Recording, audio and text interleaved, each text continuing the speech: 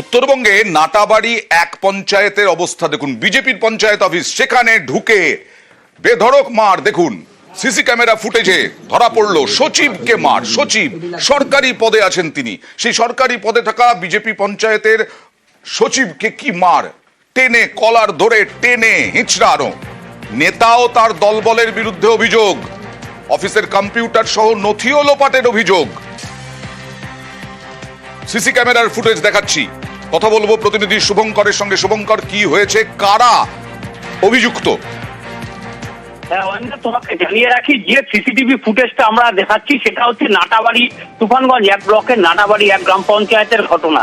এই নাটাবাড়ি একের অঞ্চল সভাপতি তথা তৃণমূল নেতা প্রদীপ দাস, এলাকার দাপুটে নেতা বলে পরিচিত, সে নাটাবাড়ি এক গ্রাম পঞ্চায়েত কার্যালয়ে ঢুকে অঞ্চলের যিনি সচিব আছে তাকে ব্যাপক মারধর করেন। তারপরে কম্পিউটারে থাকা যে সমস্ত জিনিসপত্র সেগুলো নষ্ট করে দেন বলে অভিযোগ।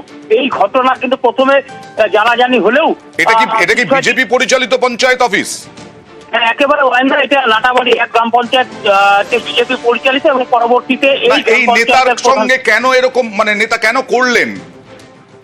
দেখুন, যে অভিযুক্ত অঞ্চল তৃণমূল সভাপতি প্রদীপ দাস, তার যেটা বক্তব্য যে তিনি ওই গ্রাম পঞ্চায়েতে যিনি প্রধান আছেন এবং বিজেপির যারা পঞ্চায়েত সদস্য তারা গ্রামীণ এলাকার উন্নয়নের কাজকর্ম, স্থানীয় যে তৃণমূলের পঞ্চায়েত সদস্য তাদেরকে নিয়ে কাজ করেন না, তাদের সঙ্গে পরামর্শ করেন না।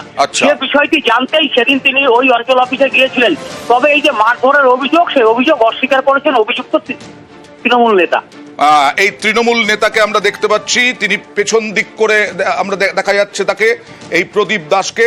সেই প্রদীপ দাস অভিযোগ অস্বীকার করলেন, সিসি ক্যামেরার ফুটেজে কিন্তু দেখা যাচ্ছে তাকে।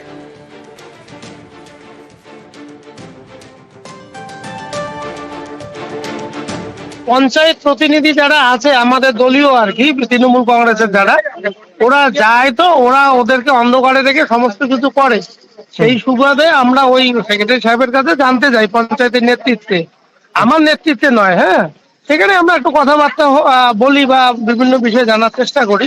এখানে সেরকম কোনো ভাঙচুর বা আইটি হাবিজাবি এগুলো তো অল্প ছিল না, বানালে কি করা যাবে? আমরা বলছি ভিত্তিহীন। আর পঞ্চায়েত প্রধান অভিযোগ দায়ের করলেন। আমি তো জিপি থেকে বের হয়ে গেছি, জিপিতে প্রদীপ দাসরা দলবল নিয়ে গিয়ে আমার জিপিতে হামলা করে। প্রদীপ কোন দায়িত্বে আছে? অঞ্চল সভাপতি তৃণমূলের। হ্যাঁ, আচ্ছা।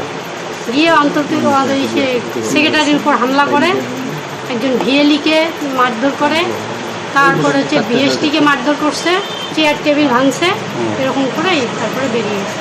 প্রধান উপপ্রধান রুমে এখনো তালা বন্ধ। কবে থেকে? সে লোকসভা ভোটের পর থেকে এখনো তালা বন্ধ। থানায় অভিযোগ করছিলেন? হ্যাঁ।